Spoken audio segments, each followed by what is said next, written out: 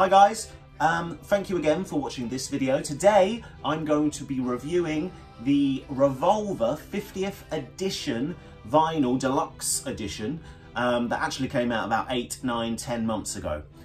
What you're probably asking or thinking while you've clicked on this video is, why is it taking you so long? I have no idea, I just didn't get around to it, but I've been meaning to do this for some time. I'm also going to be doing a number of other review videos in due course about various releases that have happened over the course of the last 12 months. But anyway, primarily this review is about Revolver. Now, if any of you have watched the ranking video that I did a ranking video ranking the Beatles albums from best to worst, or worst to best. Not that there is such a thing as worst. And if you've seen that, you'll know that I kind of, I consider Revolver to be, you know, quite high up there. A lot of people believe it to be the Beatles' best album. Now, I don't quite buy into that. My personal favourite is Rubber Soul. I will be delighted, I will be, you know, kicking my heels up on the way home from HMV or wherever when I finally get to purchase that. Now, that's the box set that I'm waiting for. But you could argue that these two albums are quite closely connected. You could also say that they could be one album, Revolver, Rubber Soul, made, you know, very closely together in time. Now, I don't normally do this. I've always said I don't like it, but here's the box.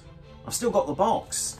And there's a reason I kept the box. This isn't a case of, oh, I'm going to start unwrapping. I've already opened this. But I've kept the box because it is just perfect in terms of trying to look after the thing. Now, for me, I don't know whether or not I'm going to be able to get this out. In my mind, anyway, and I've just ripped the box. So after all that, after 10, 12 months, I've just ripped the box. But anyway, it doesn't matter. For me, this is the best example of a deluxe set that we've had. So this is, you know, obviously the 50th anniversary edition, remixed by Giles Martin, and in here, in this box, you get a number of bits and pieces that kind of make it worth your while, make it worth the price tag, which in these days that we're living in now is perhaps a little bit mad. You know, this cost me over 100 quid, 130, 140 pounds at the time. As a Beatle nut, as I'm sure many of you are, it felt worth it, but really should we be spending that on records? Cost of living crisis and all. But anyway, this is it. Now, I've previously done review videos on a number of the 50th anniversary sets. I recently did, or not too long ago, I did the Abbey Road review. I did an Abbey Road review. I did a Let It Be review. I didn't do all of them, but if you want to check out those videos, then please see the link below. But anyway, this is it. This is Revolver. It comes in this huge box. As you can see. Oh, look at the side there. I'll open it all up in a minute. And there's the back. And it's great. I mean, if I was ranking Beatles artwork, for example, in terms of, you know, the output of their albums, this would be right up there because it's just an absolutely beautiful cover. I've always loved that. Is it my favourite album? It's not my favourite album. Comes close, but it is certainly right up there in terms of the cover and the artwork. Let's have a look inside anyway. Right, I've got to be very, very, very careful. Very, very careful. The first thing I'm going to say is I'm going to talk about this book that comes with it, because it is stunning. It is gorgeous. And if you've not already bought this, if you're not a big kind of vinyl fan, if you prefer the CDs, that's not me personally, but if you prefer the CDs, great. But I mean, this is a bona fide reason to buy this set from the off. Because the book that comes with it is just unlike anything that we've had in any of the previous sets. We got a fairly decent one with Let It Be. fairly decent, but this is just a work of art. And it's a shame that there's been no, in my opinion, no kind of continuity with these sets. And I'll explain a little bit more about that as we kind of move on. But there's not much continuity in terms of what you do get, what you don't get. Some people have argued that's, you know, the same for the CD sets as well. Some people will prefer to buy those. Me personally, I believe that the Beatles should be listened to on vinyl. That's the best way to hear them. Of course, all these opinions are subjective to me. They're my experience. They may not be yours. So, you know, please feel free to disagree. On that note, I have actually taken comments off this video. I thought I'd just make that point because as much as I enjoy getting involved with decent people who want to discuss their views, their feelings, maybe their kind of differences on what they think and feel regarding this particular subject. As much as I enjoy that, what I don't enjoy is occasionally receiving the odd link to some sort of sordid porn or some nasty comment where someone wants to say that I don't know what I'm talking about, or they just want to get abusive for the sake of being abusive. So that's why comments are kind of turned off. So apologies for that. Anyway, this is the book, and it is utterly stunning. As you can see, I can't try my best to kind of turn around here, but you know, to cut a long story short, it has got every single piece of information you could possibly wish for in terms of how these songs came to be, all the relevant information on various tracks, various takes, so to speak, and what led the Beatles down to, you know, the finished article that was Revolver. So this is the book that comes with it, and it's absolutely gorgeous and worth perhaps buying the set just for this, because you can't get it anywhere else. So there's that. I won't bang on about that too much more. Now, what really sets this set apart for me in comparison to all the previous ones that we've had, and this again links into kind of my issues with continuity, is that you get something here which I just think it's a given. It should be part of every anniversary set, because it's really fundamental. It's really, really important. I'll say that in 1 minute, right? But the first thing you get is Giles Martin's new stereo mix, beautiful box that comes with it. And although this review isn't really about the music and more about the box set, one thing I will say is that I really, really, really enjoy this new mix. And much like some of the other ones that Giles has done, I personally believe that what he's done is he's taken George Martin's original mixes. He's been very respectful, but he's brought so much more to the surface in terms of individual tracks, individual instruments, and there are things on here that you hear almost for the first time. It's as though you're listening to this record with no prior knowledge. And I've always thought that, I'm sure many of you have. I've always wondered what it would be like to listen to a Beatles album for the very first time again. You know, like all things in life, it only happens once, but this is about as close as we get to that kind of experience, and I think it's absolutely wonderful. Some standout tracks, believe it or not, for me, are And Your Bird Can Sing, which just sounds entirely different. Yellow Submarine, that's another one, and Taxman. All three of those songs in particular really stand out because they sound almost entirely brand new. They sound different, expansive and exciting. Whether or not you rate them as individual tracks is kind of, you know, that's a different kettle of fish. But he's done something. He's taken off a load of compression. There's some reverb that's gone, all these various bits and pieces, and it just sounds a little bit more crystal clear. And in comparison to all the various stereo mixes that we've had of this album previously, it sounds kind of real and alive. Yeah, I think that's the best way I can describe it. So there you go, that's what you get. You get that. You could buy that separately if you wanted, if you're not interested in the set, but you get this first and foremost alongside the book. My personal favourite though, and you can correct me if if I'm wrong, right, is that you get this with it. Now, it looks entirely the same. Yeah, entirely the same. It's just a duplicate record. Well, no, it's not. It's the mono version. And when they released this box set and they said they were going to put a mono version that contained within it, I couldn't believe we haven't had this before. Because I'm a big believer that the Beatles sound best in mono, especially for earlier albums and earlier work. And that's primarily to do with the fact that these albums were mixed, edited, produced for mono sound systems, and therefore, you know, the Beatles, George Martin, everybody that worked within that capacity was thinking more mono and not stereo, and therefore there's quite a disparity in terms of quality when you compare the mono mixes to the stereo mixes, especially those early ones.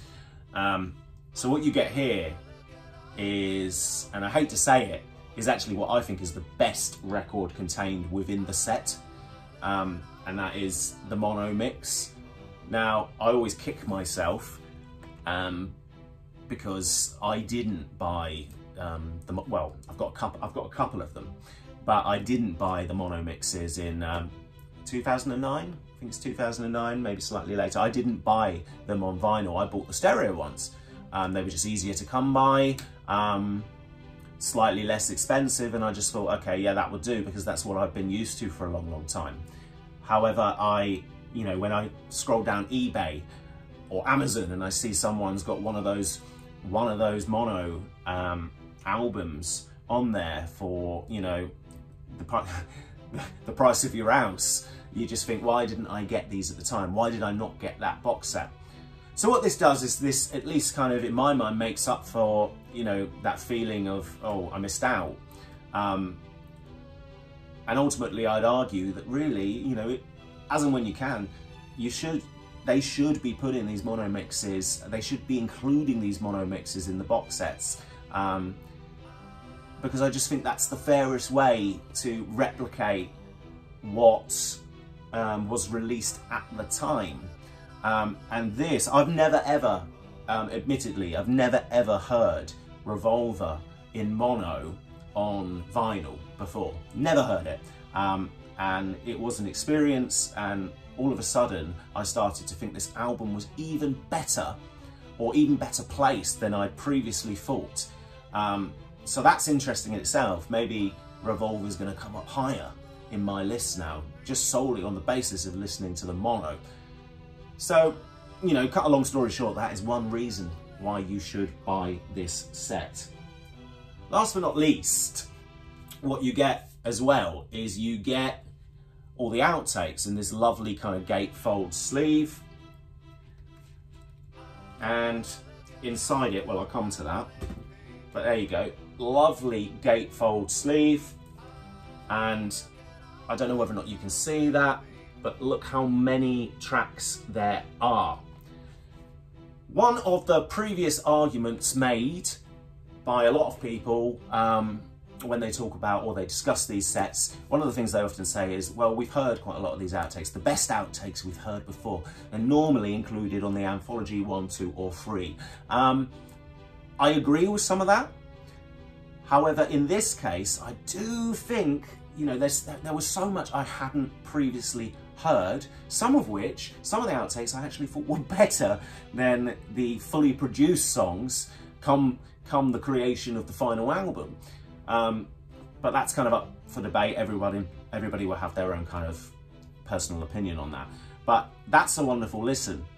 In previous box sets, in previous kind of 50th anniversary sets, in particular, one example would be Sgt. Pepper was very disappointing for me in terms of its outtakes. It just, you know, a lot of those I think you wouldn't listen to again. You'd listen to them once for the experience of hearing them, and then that would be that.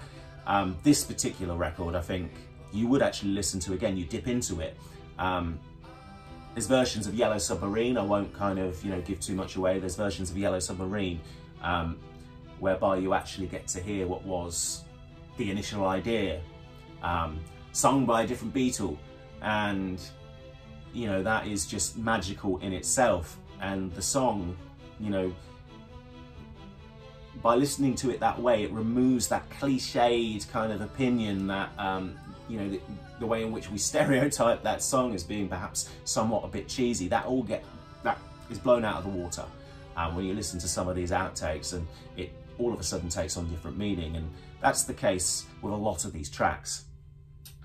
Last but not least is, and I think this is gorgeous. I do think this is gorgeous.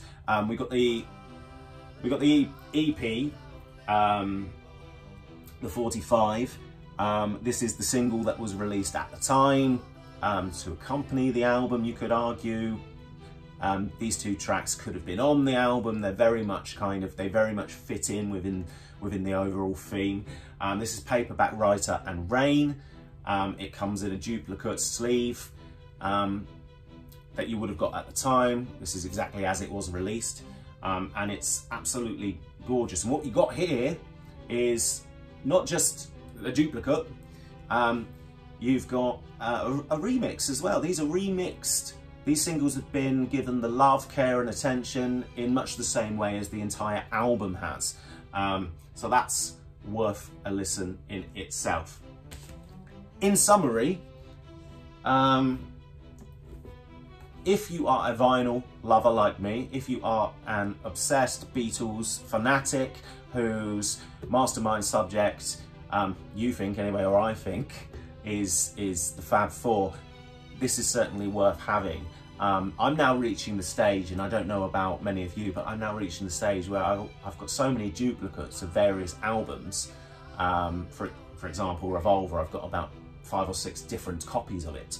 That it almost kind of takes on a bit of it almost gets a bit silly. But when you love something, you do that, don't you? You go, okay, well, you know, I haven't heard it like that. I haven't heard it at slightly half speed. I haven't heard it popping out of 1 speaker, 2 speakers, 5 speakers. You do, you just get taken away. You see this, you see all the lovely artwork, and you get taken with it.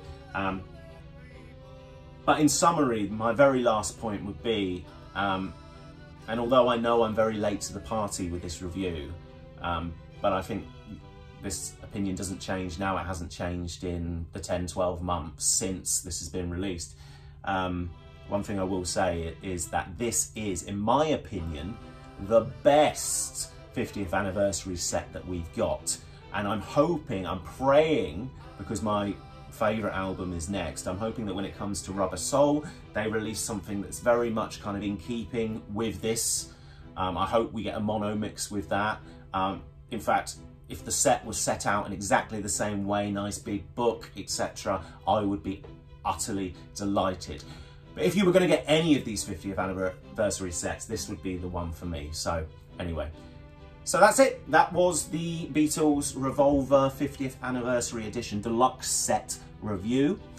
I'm going to be doing a number of different kind of reviews coming up. I've been meaning to do a kind of John Lennon ranking his solo work video or upload for some time now, so watch this space, that will be coming. But until then, thank you for watching, and please feel free to give a like or subscribe to this channel, because there are more reviews on the way.